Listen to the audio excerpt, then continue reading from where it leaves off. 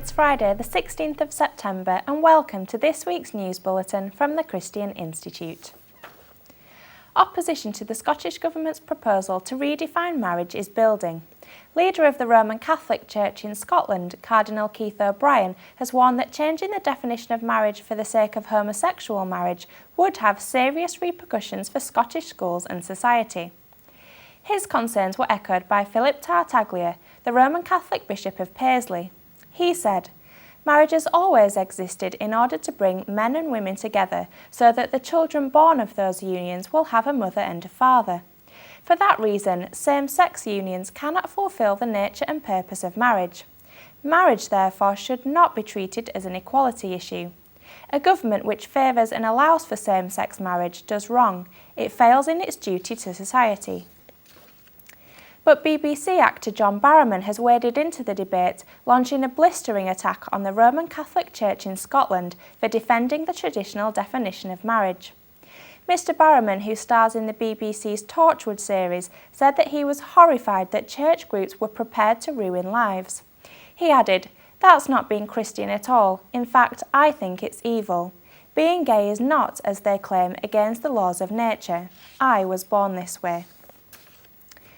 X Factor Supremo Simon Cowell says his flagship ITV talent show will have to be toned down following complaints last year that it was over-sexualised. The show came in for criticism last December following sexually provocative dance routines by Rihanna and Christina Aguilera during family primetime.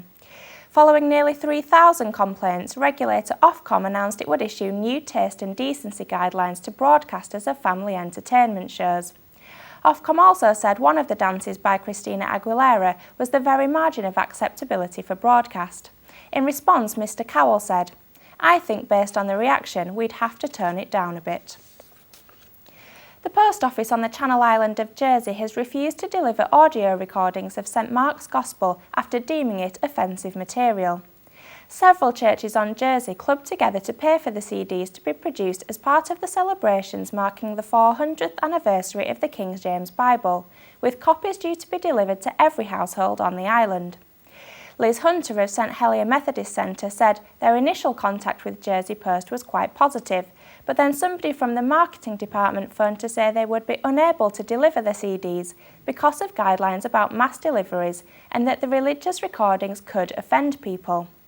However, Kevin Keane, Chief Executive of Jersey Post, has since apologised and admitted they got it wrong, saying that the guidelines were misinterpreted.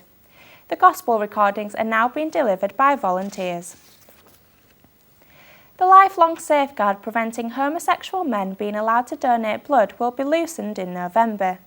The change will mean that men whose last sexual contact with another man was more than 12 months ago will be allowed to donate blood.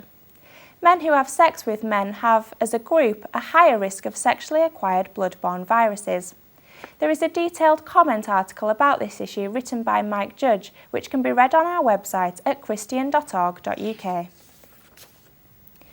Churchgoers in Woking could be forced to pay car parking charges to attend church on Sundays following an intervention by the National Secular Society. Currently, worshippers at 3 churches in Woking are able to park for free at 2 car parks in the town centre on Sundays. The NSS has called for Woking Borough Council to end the concession, claiming that it is almost certainly illegal under equality legislation. But Ray Morgan, Chief Executive of Woking Borough Council, said, "The council greatly values the whole faith community and the work they do. It's important that we do what's right for Woking's residents." The terms BC and AD are being dropped from school textbooks as part of Australia's new politically correct national history curriculum. The curriculum will replace BC, before Christ, with BCE, before Common Era, and AD, Anno Domini, which means in the year of our Lord, will be replaced with CE, Common Era. But Peter Jensen, the Archbishop of Sydney, has branded the move as an absurd attempt to write Christ out of human history. And Reverend Fred Nile, an MP in the New South Wales Parliament, described the changes as an absolute disgrace. Reverend Nile added, "The direction of the national curriculum is towards almost a Christian cleansing, to remove from our history any references to the role Christianity had in the formation of Australia and still has today."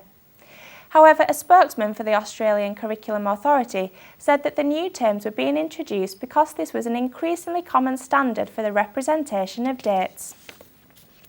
Well, that's all for this week. For more information and regular updates on all of our stories, plus much more, visit our website at christian.org.uk. Until next time, goodbye.